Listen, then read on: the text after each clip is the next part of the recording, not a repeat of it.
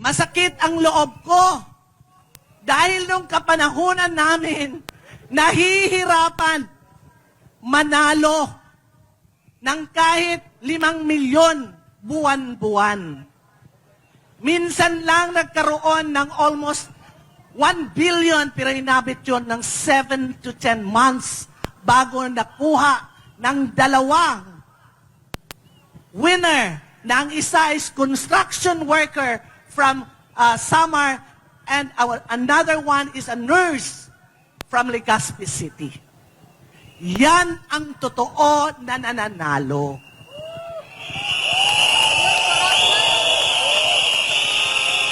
Pero por Diyos y por Santo, itong PCSO ngayon, itong General Manager na si Melquiades Robles,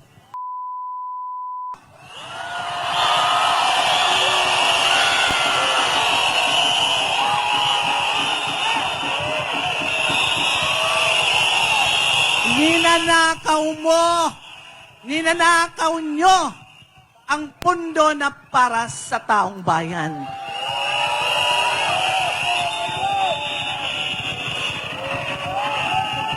Ngayon lang ako, even in the previous administration, walang nananalo ng 600 million, 140 million, 280 million in a month. Walang nangyayari yan. Inaabot kami ng 2 to 3 months for a mere 40 or 20 million. Ngayon, last December, 2 na malalaking tinamaan, isang almost 400 million at isang 683 million. Saan napapunta? Sino ang tunay na winner? Kayo-kayo. Kayo-kayo. Ang loob ng PCSO ngayon ay puno ng sindikato.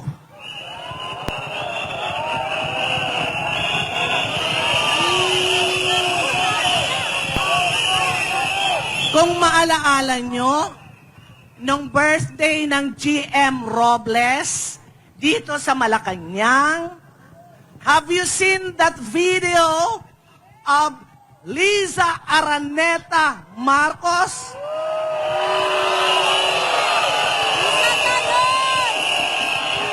Diba, ang sabi niya, Mel, I love you. Sabay-sabay tayo magiging milyonaryo. Kapal na mukha! Kapal na mukha! Kapal na mukha! Kapal na mukha!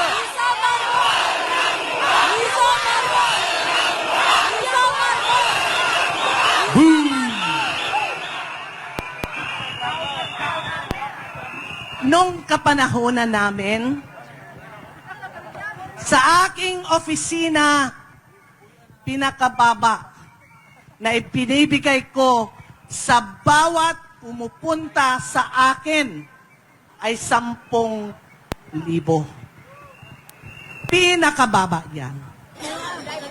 Pero hanggang 100,000, hanggang 200,000, nakakabigay ang direktor nyong Sandra Cam. Dahil pag malaki na ang bill, sinasama ko yan sa board meeting at ako mismo ang nagmamakaawa sa kapwa ko mga direktor na magbigay ng tig 30,000 bawat sa funds nila. Maibigay lang namin sa mga taong naghihirap sa hospital.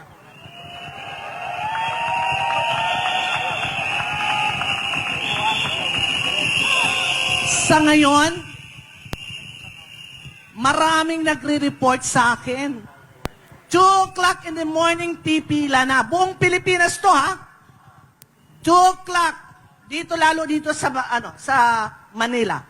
2 o'clock in the morning, ang mga kawawa nating mahihirap, pipila na sa PCSO hanggang alas 9 ng umaga at ang matatanggap lang nila ay 3,000.